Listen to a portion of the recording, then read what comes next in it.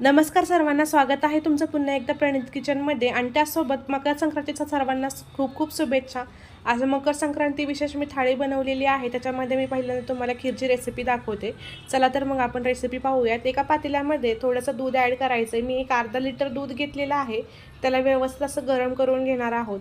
त्यातच थोडंसं एक अर्धा ग्लास पाणी ॲड करा आणि हे पातेलं जे आहे ते मी दुसऱ्या गॅसवरती ट्रान्सफर करून घेतलेला आहे। आता पॅनमध्ये आपण बाकीचं सामान जे आहे लागणारं साहित्य वगैरे ते आपण तळून पाजून घेणार आहोत।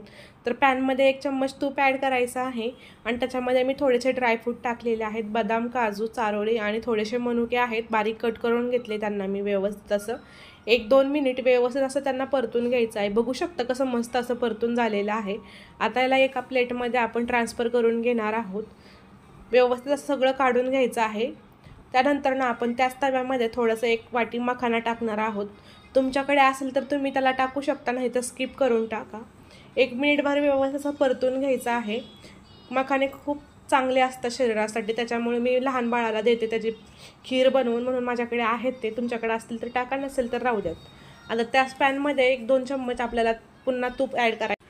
तूप ॲड करून झाल्यानंतर आपण याच्यामध्ये शेवया भाजायला टाकणार आहोत। तुमच्याकडे जर घरच्या शेवया असेल तर त्या तुम्ही यूज करू शकता। ह्या मी मार्केटवरून आणलेल्या होत्या, तर त्याच यूज केलेल्या आहे। त्यांना व्यवस्थित असं खरपूस होईपर्यंत चांगलं परतून घ्यायचं आहे। 1-2 मिनिट लागतील तुम्हाला जास्तीत जास्त याला परतून घ्यायला। आता ह्याचा कलर चेंज झालेला आहे, तर तुम्ही याला ट्रान्सफर करून घ्या किंवा एका साईडला तव्यामध्येच बाजूला काढून ठेवा। आपलं दूध पण व्यवस्थित उकळून झालेलं आहे। याच्यामध्ये मी साखर ॲड केलेली आहे। तुम्ही कमी जास्त पण साखर ॲड करू शकता। तुमच्या घरामध्ये जर गोड जास्त खात असतील तर जास्त टाका, नाही तर कमी टाका। मी 6 चम्मच साखर टाकलेली आहे। तसंच त्याच्यामध्ये थोडीशी इलायचीची पूड टाकलेली आहे। ते व्यवस्थित असं मिक्स करून घ्यायचं आहे 1 मिनिटभर। आता याच्यामध्ये आपण जे भाजलेले ड्रायफ्रूट आणि मखाने होते ते याच्यामध्ये ॲड करणार आहोत आणि व्यवस्थित असं त्याला मिक्स करून घेणार आहोत।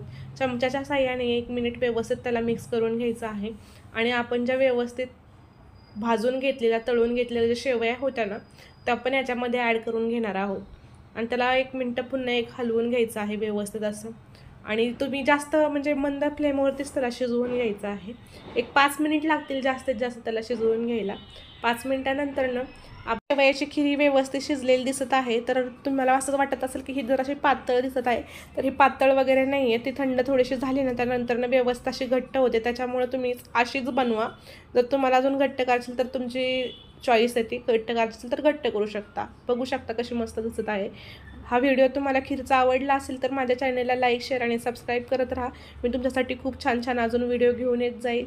चला, थँक्यू सो मच माझा पूर्ण व्हिडिओ पाहिला।